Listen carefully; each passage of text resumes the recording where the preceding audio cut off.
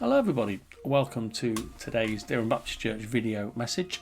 On Sunday morning we continued our shape series where we're trying to discern our God-given shape, and we looked at our second letter, H for heart, which is to do with our passions and desires, those things that drive us, that get us excited.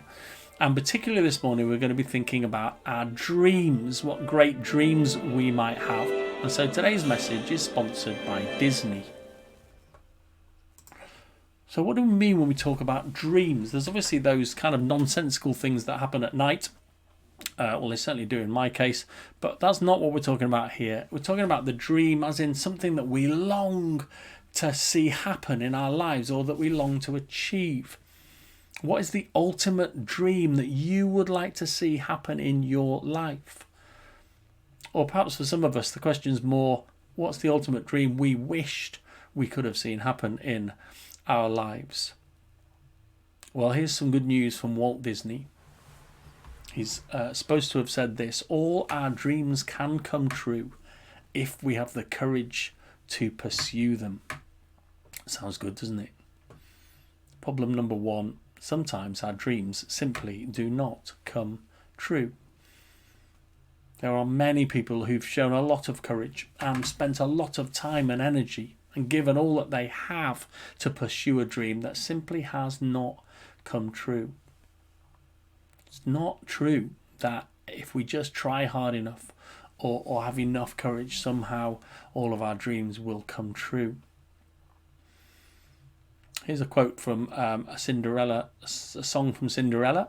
"A dream is a wish your heart makes" is the name of the song. And in the song, she sings this. I think it's her. It might be the fairy godmother. I'm not sure. "Have faith in your dreams, and someday your rainbow will come smiling through.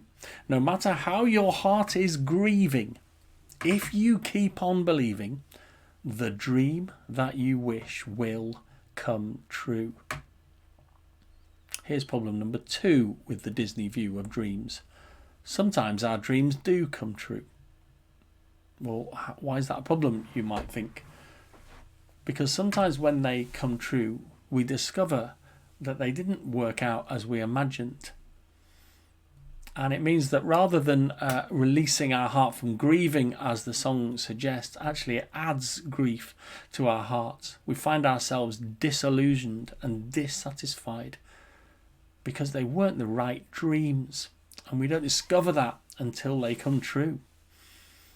There's a well-known kind of leadership quote, says this: "It is possible to reach the top of the ladder and then discover that it was leaning against the wrong wall." Some of our dreams, actually, it would have been better if they hadn't come true because they weren't what we imagined, and they've just left us feeling worse than before. In Romans chapters 7 and 8, Paul writes a lot about the battle that goes on between our flesh and the Spirit of God. Our flesh is our humanness separated from God, if you like. So just what we think, what we want, entirely separated from our relationship or any relationship with God. And Paul writes this: "Those who live according to the flesh have their minds set on what the flesh desires. But those who live in accordance with the Spirit have their minds set on what the Spirit desires." So these two pictures where we can perhaps be over here, just this is what I want, this is what I long for, and we kind of go after that. Or there's another picture where we say, "God, what do you want? What is your desire?" And we set our minds on his desire for us. And in verse 6, Paul goes on to say this: "The mind governed by the flesh is death, but the mind governed by the Spirit is life and peace." One of those roads leads away from God, and it doesn't lead us to life. It leads us away from God's plan for us, which is the best life that we could live under his direction. And so perhaps on this side we might say, "This is my dream for myself and my life, God. Please come and help me to achieve it." And on this side, instead, we might say, "God, what is your dream for me and my life?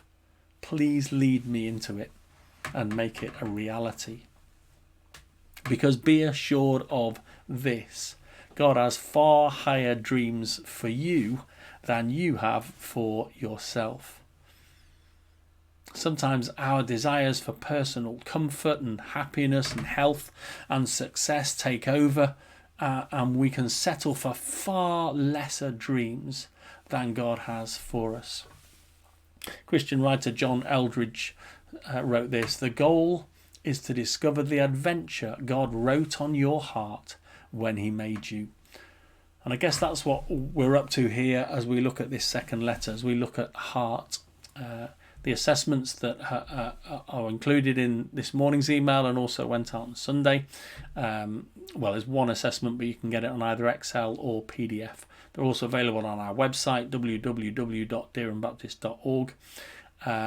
And just have a go at that and see what it is, what passion and heart and desire God has put in you. What dreams does he want you to seek after and see achieved through your life? Back to the Walt Disney quote at the beginning, he said, "All our dreams can come true if we have the courage to pursue them." Sorry, Walt, but that's just not true. But this is. All God's dreams for us will come true if we have the courage to pursue him. Courage that is born out of faith in him and confidence in him, trusting that he knows and wants the best for us and can be relied on. One final Disney song, the song that you heard part of in the intro music. I finally got that intro music I was asking about on Sunday. It's from the film Pinocchio, and it says this: "When you wish upon a star, makes no difference who you are. Anything your heart desires will come to you." Sounds good, doesn't it? It's not true. Psalm 37:4 is, "Take delight in the Lord, and he will give you the desires of your heart."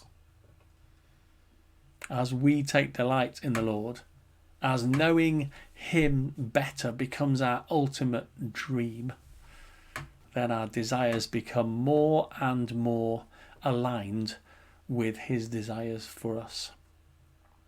In other words, when God's dream for you becomes your dream for you, then the dream that you wish will come true. Speak soon. Take care. Bye.